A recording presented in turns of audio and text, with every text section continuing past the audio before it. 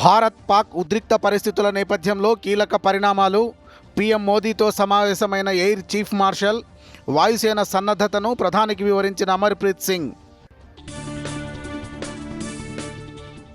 నేటితో ముగియనున్న వేవ్ సదస్సు. 4 రోజుల పాటు సాగిన కీలక సెషన్లు, మీడియా, వినోద రంగాల్లో కుదిరిన పలు ఒప్పందాలు.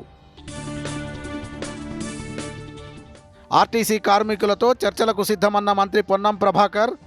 5-6 తేదీల్లో చర్చలకు ఎప్పుడు వచ్చినా సిద్ధమని ప్రకటన.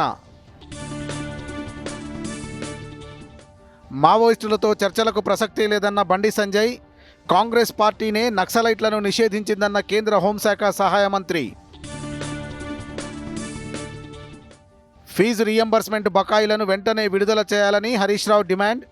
రాష్ట్ర ప్రభుత్వ వైఖరి విద్యార్థుల పాలిటి శాపంగా మారిందని విమర్శ. ముక్కోణపు సిరీస్లో భారత్కు తొలి ఓటమి.